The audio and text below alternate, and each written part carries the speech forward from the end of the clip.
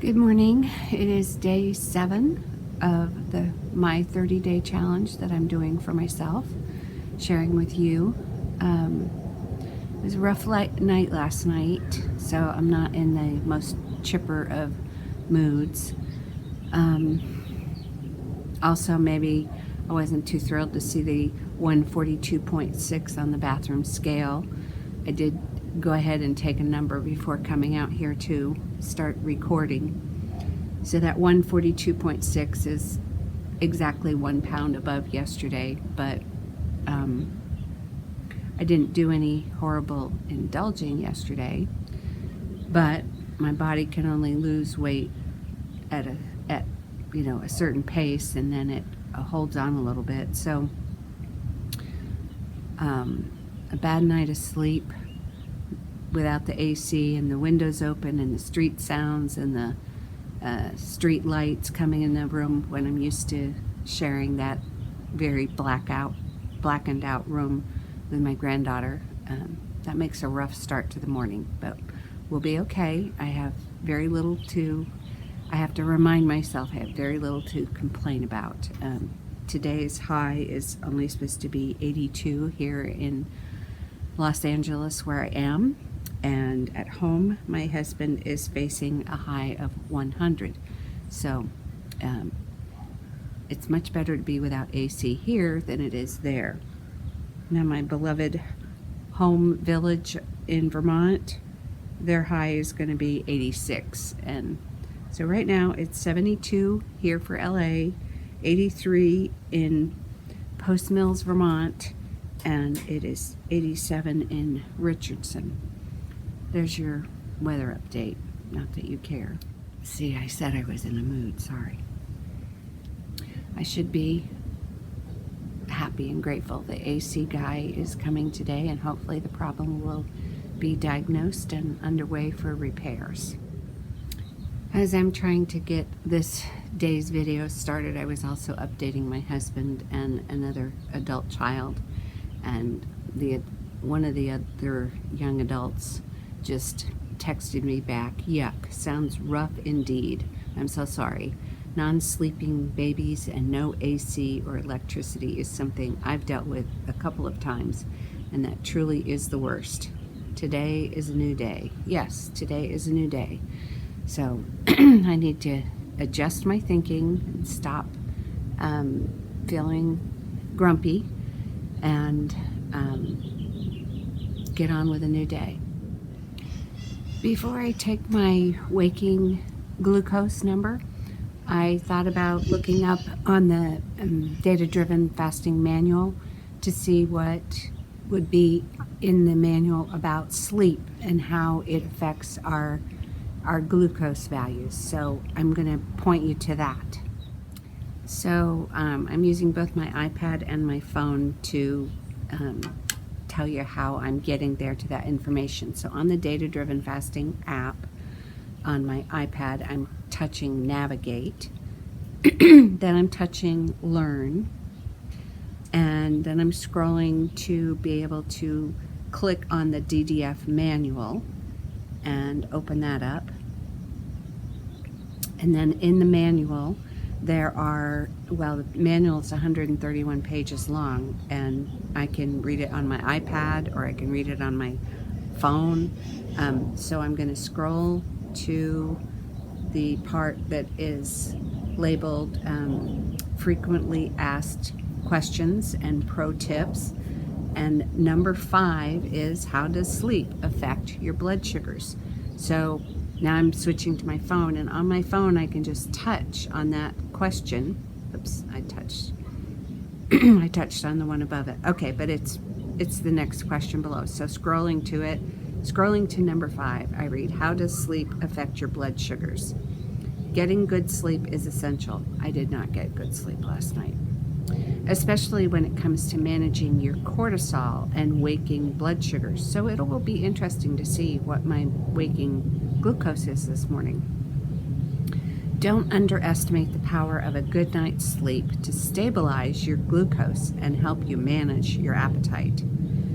Yes, I'm going to need to manage my appetite today. My mood I don't want my mood to manage my appetite.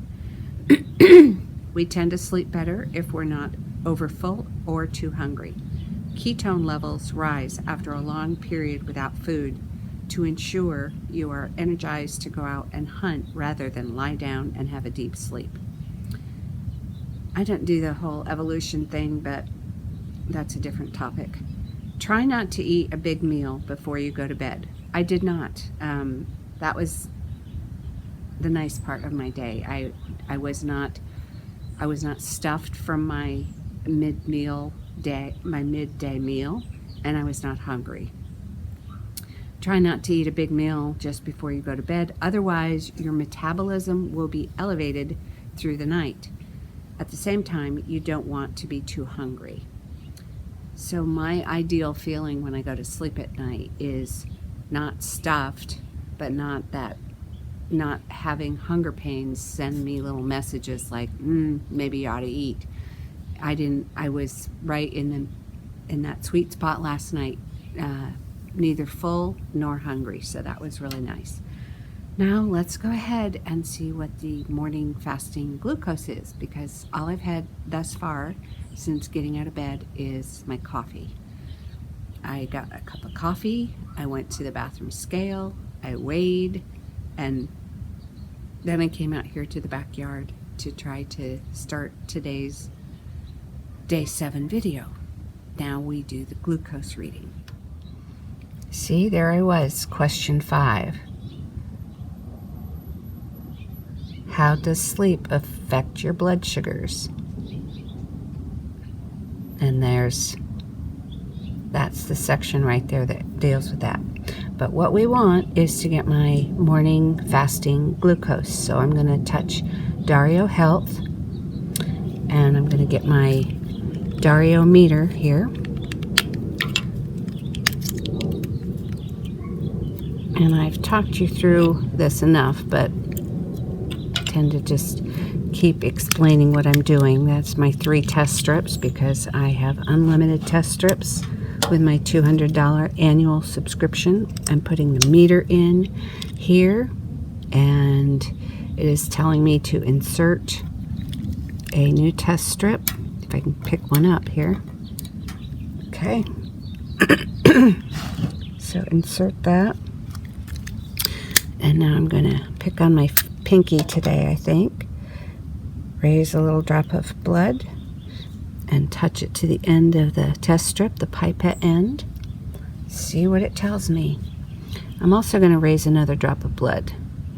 Okay, 87. So last night when I went to bed, my end of day bedtime glucose was 81. Usually you fall during the night, so I would say, yeah, it was not a good night of sleep. Okay, the circle isn't coming up that tells me to get a drop of blood, so I'm going to touch the last blood glucose box. Now it says place a drop of blood. You got to watch that part and not not get ahead of the machine. 87 again. Well, right on the money. Okay, so I got 2 87s. We're just going to go with that. So let's look back at the last readings that I had. So that's interesting. Exact numbers both times. So there was my readings that I took last night, the 81. That was at 8:17 p.m. And I remember saying on the recording that it was 8 something, and I was getting ready to go to bed at 8:30. And then here are the 2 readings for this morning at 9:04 a.m., 87 and 87. Now the beauty of data-driven fasting is it factors in helping you through these rough spots of no sleep or whatever. So I'm going to click on the data-driven fasting app and go back to the dashboard. So here you can see that as I start my day, my trigger value is 83. I'm going to track enter my glucose value of my waking this morning, and I'm going to show you that I could enter that I had a poor night of sleep, which I've never done I've never entered that information before, but let's learn this together. I'm going to touch on waking. My value was 87 milligrams per deciliter, and then on events, now bring this closer so you can see it. So on events, sorry that it looks to be blurry in the screen. On events, I could click any of these things to indicate what's going on with me, and it will change my trigger a little bit. So let's do that. I'm going to click on poor sleep and record, and let's see what it does. Oh, it tells me I have a temporary sleep trigger of 93. That's interesting. Yeah, that's very interesting. I have never used those little qualification things to indicate that I was struggling with something. Well, maybe once I did high stress or something. So I've never seen the app assign me a temporary trigger. So temporary sleep trigger, 93, 10 points higher.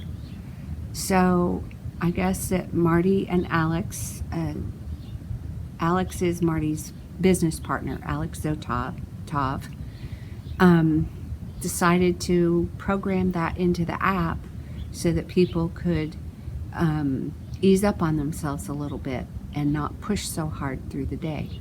Now, I am aware that, this did not start my day nicely to have a rough night of sleep.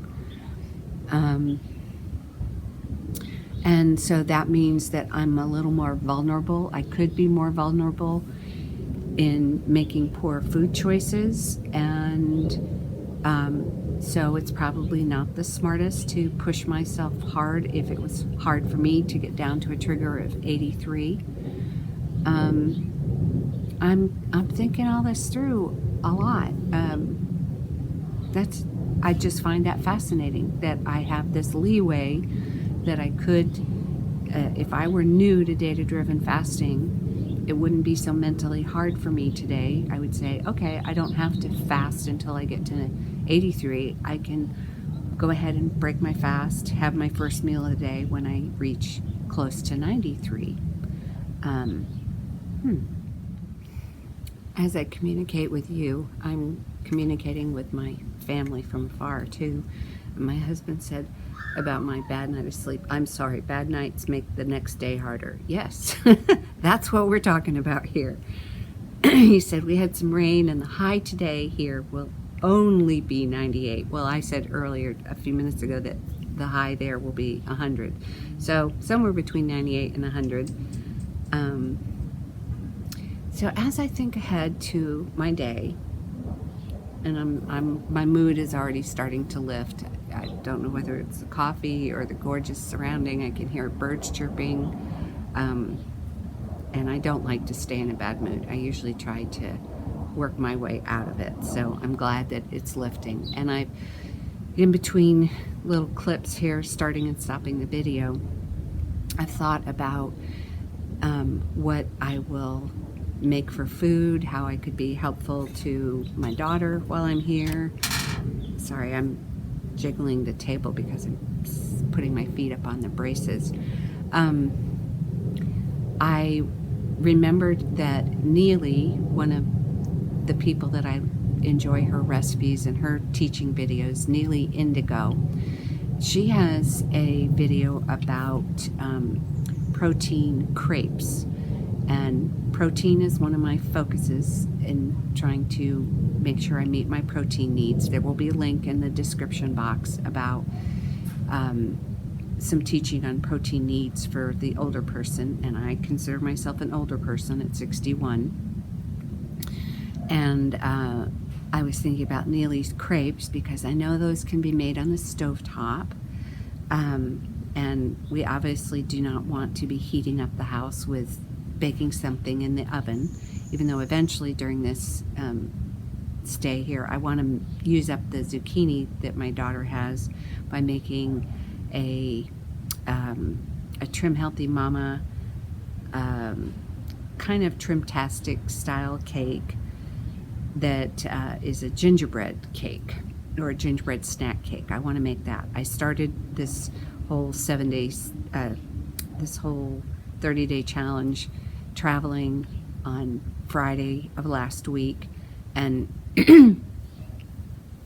I packed a couple of gingerbread snack cake pieces, and then I got here and I found that my daughter had some zucchini in the fridge and it needs to be used up, and I'm thinking that's a perfect way to do it, is turn that zucchini into that gingerbread snack cake, and that will be a nice Trim Healthy Mama treat.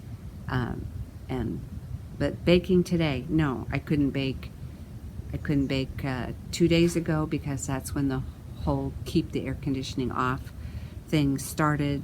Couldn't bake yesterday because we were waiting for the repairman to come this morning, and hopefully he might have already shown up by now, but I'm out here and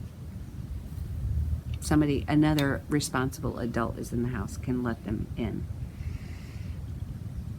So I won't be baking today, but Neely's protein crepes may be a nice thing to make, because it'll give me something to look forward to as a treat in my meal. I do like to try to plan ahead and have something that I'm looking forward to eating, so I don't just grab any old thing. I like to enjoy my feasting. You know, I was also thinking that I probably should try to eat 2 meals today, but I don't know if I can bring myself to do that. I like that 1 meal a day thing. But I'm wondering if I make myself do 2 meals today, and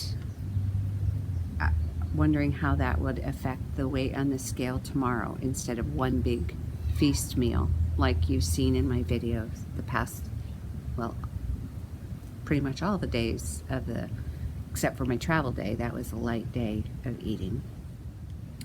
I can hear a man's voice in the background, so I'm thinking the repairman is probably here, the AC guy. All right, well, I'm just gonna wrap up this morning section and go in, and maybe I'll poke around in the kitchen and see about making those crepes. Well, I'm at my tread desk, and I was checking on the Mighty Networks group to see what was on there, and Marty had put up a food post, and I think that food post is going to be the spark of my lunch idea. That, combined with Neely's protein crepes that I think I will get made, and I'll use up the sliced strawberries that need to be used so they don't go bad. So my day is starting to form. The air conditioning repair people, we have 2 of them working on the project, are in process of trying to make a game plan for that. I'm going to show you Marty's blog post, and I want you to know that in the Mighty Network app, Marty shares lots of nutrient-dense meals that are help with weight loss goals. So I'm going to show you that. This is the nutrient-dense meal that popped up on his post in the group this morning. And so this is not my meal, this is just shown on my iPad. And one of the things that I love about Marty's teaching is he gives lots of nutritional information for all of his things. So it says that this recipe provides a broad spectrum of micronutrients for a very high level of nutrient density. The salmon provides a solid dose of protein and omega-3, vitamins B3, 5, 6, 12, phosphorus, potassium, and selenium. And then the greens boost folate, and that's something that we're taught about in Trim Healthy Mama, the difference between folate and folic acid. vitamin A, vitamin K1, while the sauerkraut adds some vitamin C and prebiotics.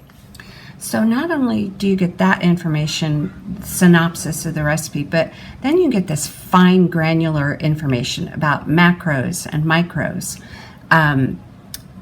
And you're told about protein. Protein's really important for old people. You're told about your energy sources of net carbs and fats. So, and then in micros, just the information is deep and valuable. You got, for all the recipes that he and Saskia, his recipe partner, have made, you got your ingredients. Yes, you will have to convert from grams to, the U.S. information, but the internet makes that possible. And then directions. And then when you would click on one of his recipes, within the recipe, there's more information. You could click on any one of these links to find other recipes that would suit your issues you want to address. So, say you're egg-free or you're gluten-free, you could go click on those recipes. If you're really determined to attack your blood sugar issues and you want to lose weight, you got this link here, blood sugar and fat loss. So Marty's information is very, very useful, and it's one reason I'm pushing him. I will link his recipe in the description box of this video. So I've thawed some salmon and we'll be making part of Marty's recipe idea for my lunch today. Then I looked through the fridge and into the freezer to see what I might be able to use and what needed to be used up. I can have the salmon and I can have these greens. I saw that she had some arugula and baby kale in the fridge, so that can get used up. And then there was this bag of leafy greens that right on the edge, but I'll use those up too instead of letting them go to waste. She knows I love papaya, so she got me a couple papaya, and that is definitely ready to use. We're getting some spots on it and it's nice and golden. And then she had some oranges, and there's some golden kiwi. I'm pretty sure that's golden kiwi. And then I found a bag of frozen pineapple in the fridge, so I set this out to thaw. The other day she pointed out that she had a whole bunch of coconut chips. This is just part of the supply, and asked if I might be able to figure out a way to use them up. I think what I'm going to do is I'm going to toast the organic coconut chips up in the air fryer a little bit, and then make some kind of a fruit salad, Polynesian, whatever fruit salad with this stuff here. So that's one idea that's rolling around in my noggin. Rather than serving up the greens as a fresh salad thing like in Marty's meal, I think I'm going to take the greens and the portobello mushrooms and the zucchini, and I'm going to do some kind of a cooked up vegetable mixture together. And then for crunch, I'm going to take these carrots and make carrot sticks out of them. I just had my first hunger pang, so let's take the number and see what the glucose tells me. I will compare what the glucose tells me to what my body just told me and share that with you. Okay, get the meter, a couple of test strips, 1, 2, 3.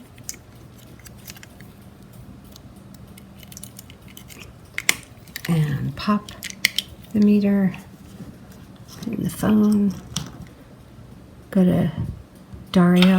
Oh, it did pop up a message. All right. Put the stick in. Insert a new test strip. Draw a little drop. Touch the stick. And draw another drop. 87. Okay. Second reading. I had to pause there. One of the AC people was giving information. Okay, so we've got an 87 and an 88. two numbers close together. I'll show you, yeah. Well, it did pop up there, 87 and 88. Taking a minute, go back. So 87 and 88. And I'll go back to the data-driven fasting app. And my trigger's 83. So that means that if I can wait, I would do well to wait till I get closer to 83 since I'm at 87, 88. And I'm fine with that. It was just my first hunger pang of the day, and I'm working in the kitchen to prepare the meal. As I was putting away things, I just noticed that the daily lesson has been updated today, and it's asking, what is your end goal? So read more. So it's just a short little blurb. It's also valuable to think about where you would like to end up. How long will you persist with data-driven fasting? What is your end goal? For example, I want to maintain a weight below X pounds or kilograms. I want to maintain a body fat of less than X percentage. Or I want to maintain a fasting blood sugar less than X milligrams per deciliter or Y millimoles per liter. Setting a concrete end goal will ensure you continue with the process for the coming weeks and months until you reach it. We sometimes find that people continue with hunger training for too long to drive their body fat or pre-meal trigger below a realistic or sustainable point. While this is a good problem to have, it is important that you transition to maintenance at some point. So, right now I'm just in day 7 of this process. I'm trying to behave as if I were a newbie doing this and using these videos as a way to be an example to someone.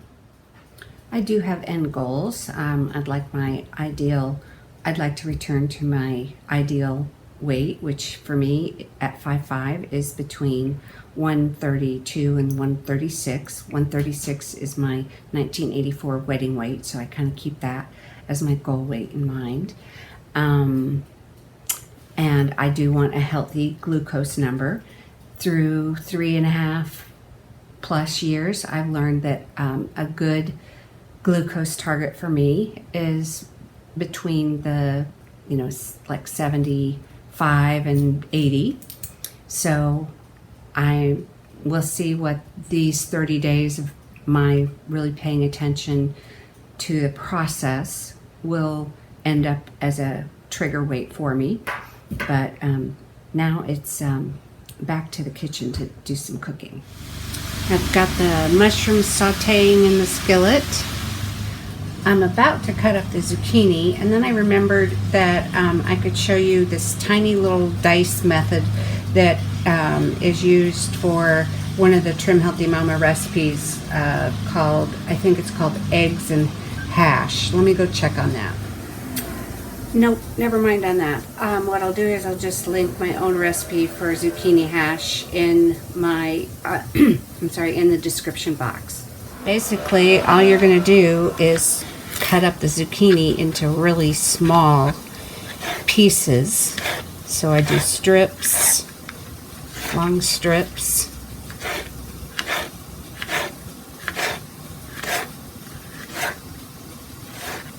And then I would do that the same, but I'll just cut this up into tiny pieces and show you, and then not make you watch the whole thing. So that's the whole idea, is these tiny little pieces, and then they get cooked up quickly in a very hot skillet with whatever seasonings you want. These are browning up really nicely. Happy with that. I like to get them very browned. I think some garlic would be nice in this dish too, so I'm going to smash up some garlic to get them out of the paper. So I just put the knife flat, give it a good smack, and it comes out nicely from the paper. Do that again here. Okay.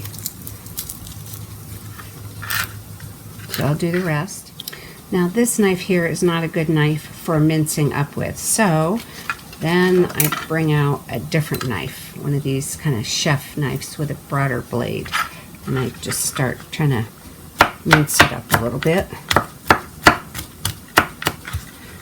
And sorry, I'm bumping the camera. I didn't mean for this to turn into a cooking show, but I guess it has, somewhat. I would have liked to have a garlic press, but I didn't find one in the drawers. I know she's got one, but I didn't find it, so I'm making do with a chef's knife. And let's see if I can just kind of do a little rocking motion here. A garlic press would be finer, but anyway, that's going to go in the pan towards the end because I don't want the taste of burned garlic. Okay, I think those are browned enough. Now I'm going to put the zucchini in. The zucchini is going to end up adding a lot of moisture. So I may, I don't want to get my mushrooms all soggy. I may turn up the flame on this. Let's see what we've got down here. Can I turn this up? Yeah, I'm going to turn it up higher and then try to cook that zucchini down kind of quickly. So I use 2 spatulas and give it a stir here.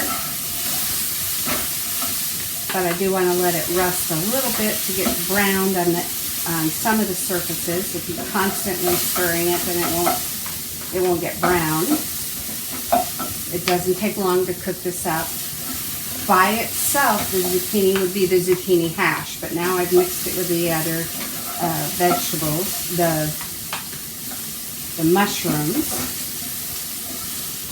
Okay, I'll let that brown a little bit before I put in the garlic, and then I'll just kind of stir that up so the garlic will get a little cooking going on. So I've thrown the garlic in, and next we'll go in the greens.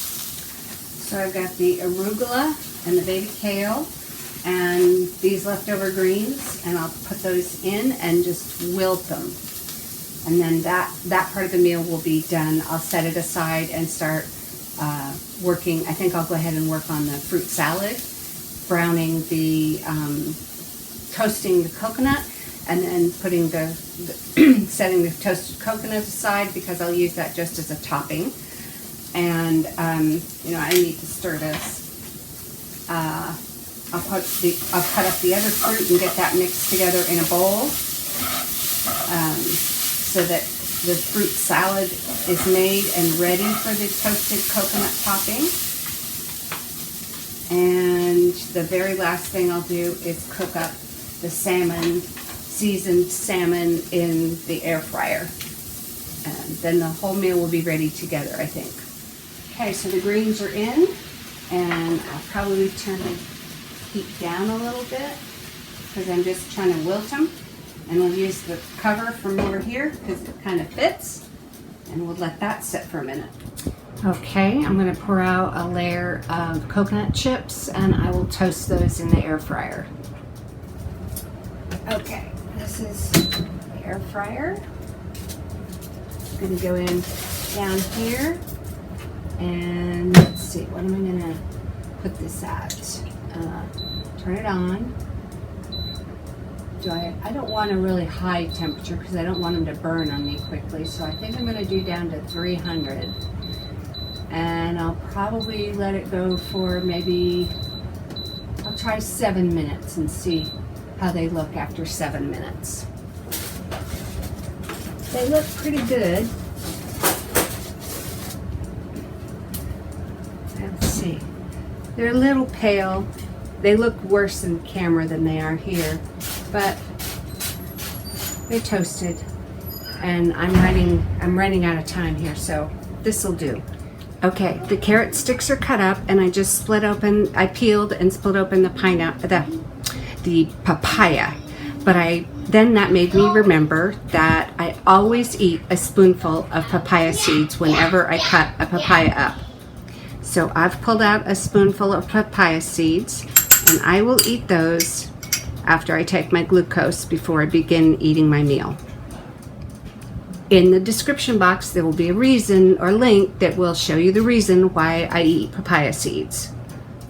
All right, the fruit salad is underway, and I was right. The kiwi are those golden ones, where I would have preferred the sort of pop of the green color, but so be it. I'm gonna do these orange slices in there. I'll finish cubing up the kiwi. And I know I left a lot of white on the orange, but I'm doing that for a reason. There's health benefits to that, the pith or the white part of citrus fruits.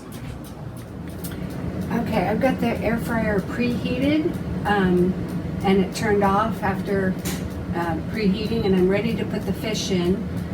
It has a preset on it that shows an image of a fish, so I'm going to touch that, and it shows me that it's set at 390 for 20 minutes. I'm suspicious that 20 minutes, let's get this open, is 20 minutes is too long. So I'm just going to slide that in, and I'm going to adjust what happened here. Okay, fish. So wait a minute, let's start with off again. On, fish, 390 at 20 minutes, but I'm going to dial down and I'm going to check it after 10. I don't want to overcook the fish and have it dried out, so that's ready to go. And the banquet table is set. So I am grateful for that post that Marty put up about the fish and the greens plate. And obviously mine doesn't look the same, but his idea was my launching point.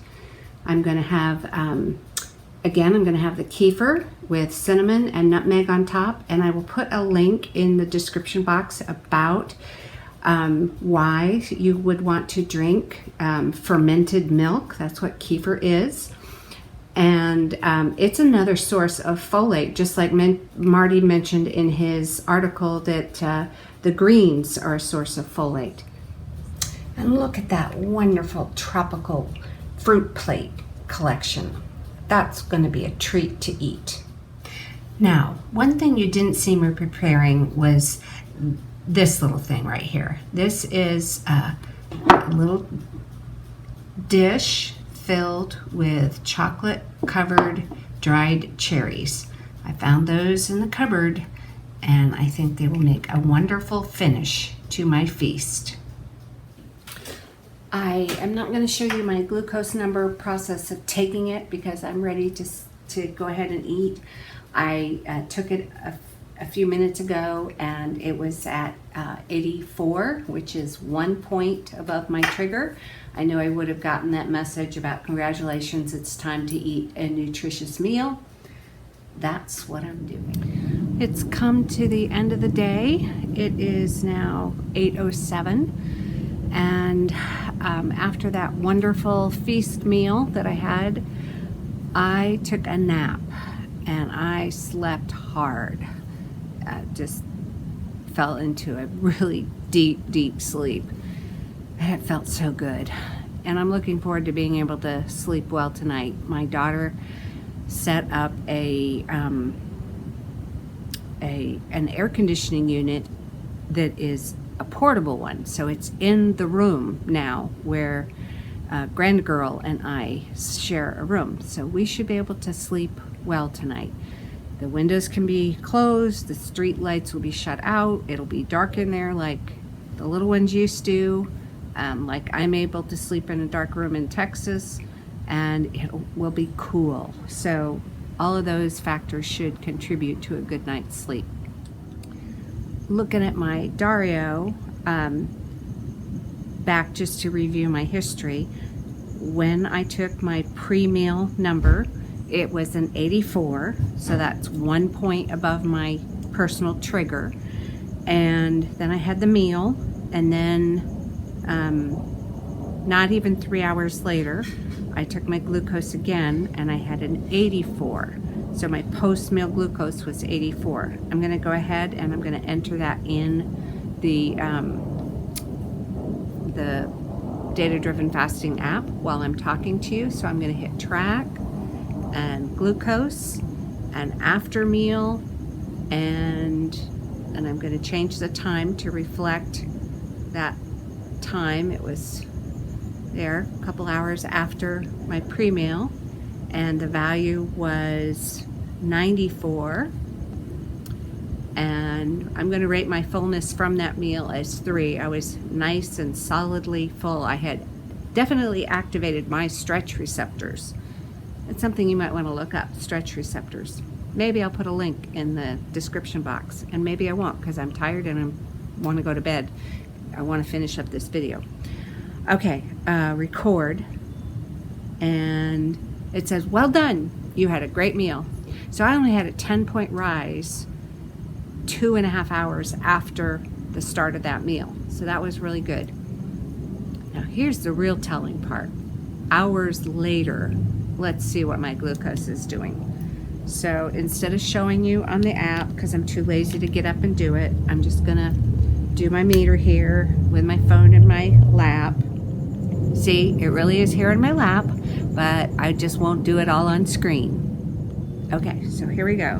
I'm gonna go through all the motions. Test strips, 3 of them. Get out the meter, pop it up. Oh, it really did pop. You gotta keep your finger over it. Okay, into the bottom of the phone, and then use the cocking device. Get a drop of blood, just a beautiful little bead of blood.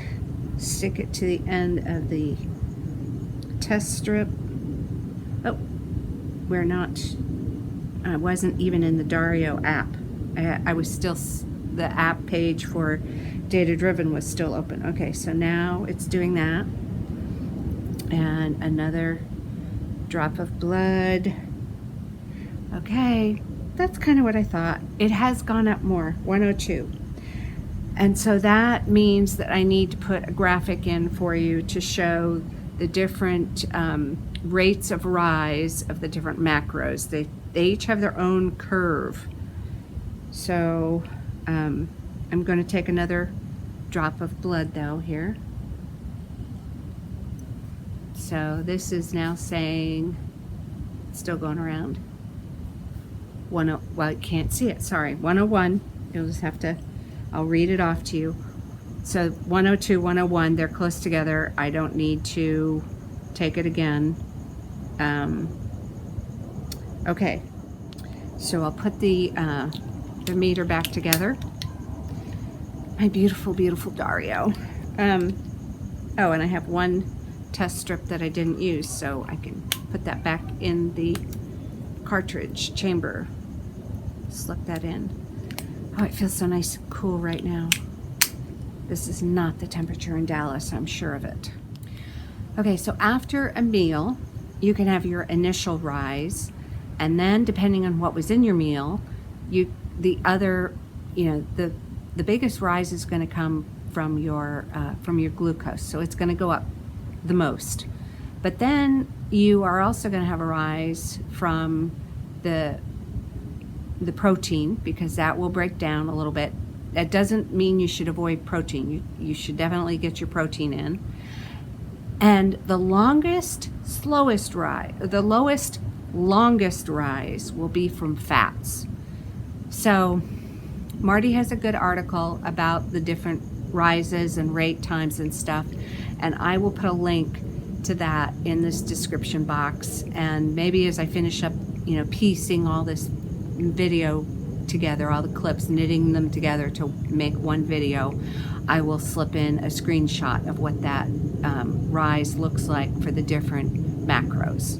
But that's the end of day 7 of my 30-day challenge to myself, to do these 30 videos, recording, doing data-driven fasting, eating according to my glucose numbers, watching and learning from what my glucose numbers tell me based upon what I eat, and paying attention to my hunger signals, taking my glucose when I have a hunger signal, seeing what my glucose is, deciding whether I should eat then, deciding what what I should eat, whether I should just focus on protein and nutrients, which would be protein, lean protein and non-starchy veggies, which would be a fuel pull meal in Trim Healthy Mama terms, or whether I should go ahead and have some energy, an energy source, if my glucose value has gotten below my trigger. And at that point, I decide whether I have the energy source of carbs, which would be an E meal in Trim Healthy Mama terms, or whether I should have an energy source of fats, which would be an S meal in Trim Healthy Mama terms. Now, in the bottom of every video, in the description box of all of the 30 videos that I'm doing for this challenge, I am putting in a link to a quick start guide for Trim Healthy Mama that explains the plan. And I really love Trim Healthy Mama, all except frequent fueling. As a matter of fact, as you know, this past 7 days have shown out, I'm not even good about having 2 meals a day.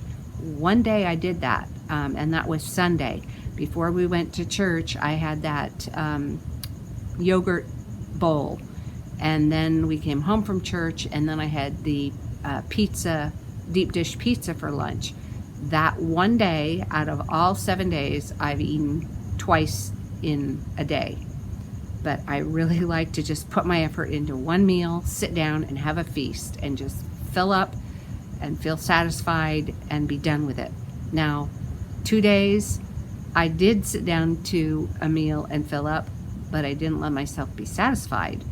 I kept eating. I kept grazing afterwards, looking for something. So, you know, the likelihood is that I didn't get enough protein in those 2 meals because I was having the deep dish Chicago style pizza, Chicago style deep dish, whatever the order is. I was having the pizza, and so maybe, you know, what Marty says about protein, if you don't get enough protein in your meal, you're going to keep looking for more food until you meet your protein needs.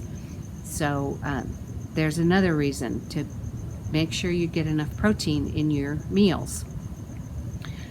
And so the reason why it's good to consider having 2 meals a day instead of what I'm doing, 1 meal a day, yeah, do as I say, don't do as I do, is because if you have 2 meals a day, you're more likely to be able to get your protein needs met across those 2 meals, where with my 1 meal, I have to sneak protein in just about every little nook and cranny that I can figure out to do, whether that's adding whey protein powder to my yogurt, or today a shipment of the Trim Healthy Mama